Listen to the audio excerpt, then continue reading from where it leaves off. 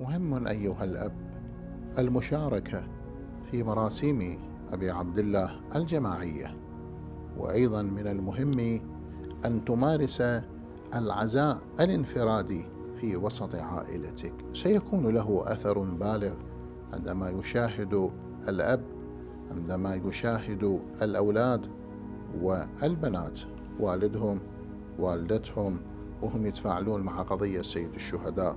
يقول إمامنا سلام الله عليه: الرضا كان أبي إذا دخل الشهر المحرم لم يرى ضاحكا وكانت الكآبة تغلبه. الإمام يقول: أشاهد أبي ممارسة فردية لإظهار الحزن في داخل البيت، ويسجلها إمامنا الصادق ويبثها للناس. مسمع بن كردين يقول للإمام الصادق عليه السلام عندما سأله: أتذكر مصاب أهل البيت في داخل بيتك أمام عيالك؟ فقال: إي والله، وأجزع لذلك وأستعبر وأدع الطعام والشراب حتى يبين ذلك على ملامحي فيرى ابني وبنتي وزوجتي ذلك.